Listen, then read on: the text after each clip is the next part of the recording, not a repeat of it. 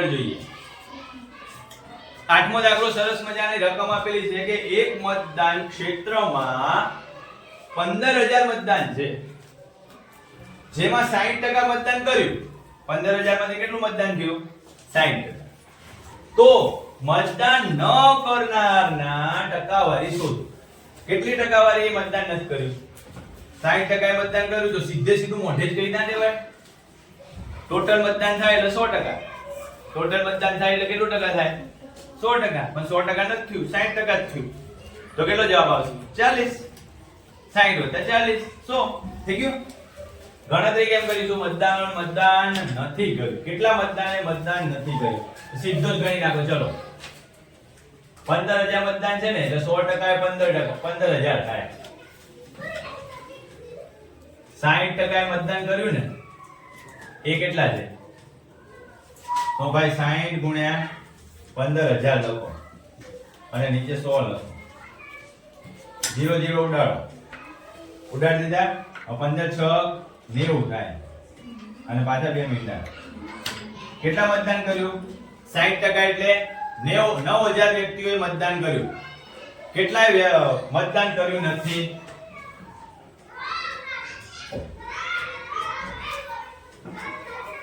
કેટલાય મતદાન કર્યું નથી?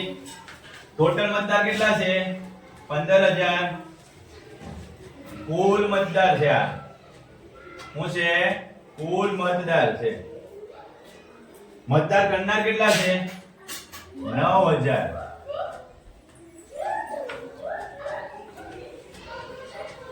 મતદાન કરનાર 9000 છે. એ બંનેની બાદબાકી કરવાની. શું કરવાનું છે? બાદબાકી. 15 માંથી 9 જાય સીધું ગયો. કેટલા રહે?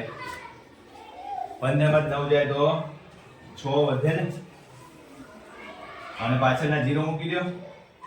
6000 એવા વ્યક્તિઓ છે કે જે મતદાન કરવા ગયા નથી, ઘરે કિંજલની જેમ ઊંઘે. બરાબર ને? હવે કેટલા ટકા થયા? તો જો ભાઈ 100 માંથી 60% બાદ કરી નાખો. 100 માંથી કેટલા ટકા બાદ કરી નાખો? 60%. એટલે સીધે સીધું 40% આવી જાય. કેટલા ટકા આવી જાય? 40%. 6000 એટલે 40% મતદાન થયો નથી. 6000 એટલે 40% મતદાન થયો નથી. રેડી? ચાલો 9મો દાખલો. મિતા તેના પગારમાંથી 4000 રૂપિયા બચાવે છે. કેટલા રૂપિયા બચાવે છે ભાઈ? 4000 રૂપિયા. તે જો તેના પગારમાંથી 10% હોય, એટલે કે 4000 છે ને 10% હોય તો પગાર કેટલો થાય? પગાર આખો પગાર હોય એ કેટલા ટકા હોય? 100% હોય ને ભાઈ. બચત કેટલી છે? બચત 10% છે. આ 10% બરાબર 4000 છે. ખબર પડી? તો ગણતરી કેમ કરીશું? તો કે 10% એ 4000 હોય તો 100% એ કેટલા થાય ભાઈ? 10 ને સીધું જો ગણતરી શીખવાડું. 10 ને કેટલા વડે ગુણું તો 100 થાય. 10 દાન 100.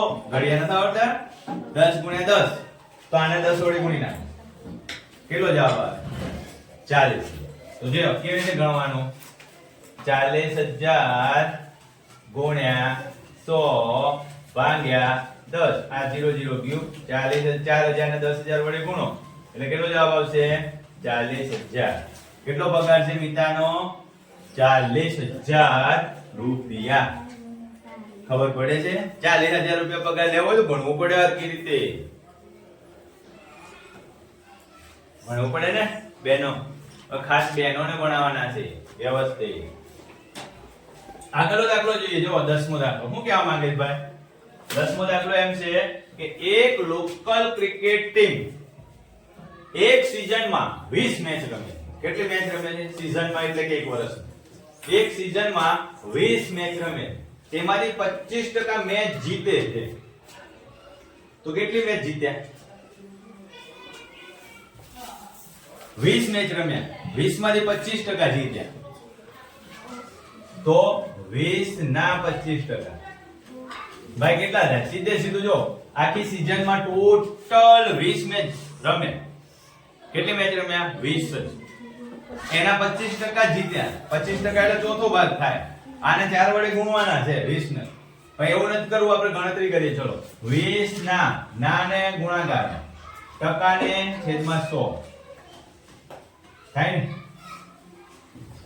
જોજો કેટલી મેચ જીત્યા છે. 20 પંચા 100 અને પાંચે 25. જીતેલી મેચની સંખ્યા કેટલી આવી? 5 જ. 20 મેચો રમ્યા ને એમાંથી કેટલી મેચ જીત્યા? 5 જ મેચ જીત્યા. કેટલી મેચ જીત્યા? 5 જ મેચ જીત્યા. ઓકે બાળકો, અહીં સુધી આપણે રાખીશું.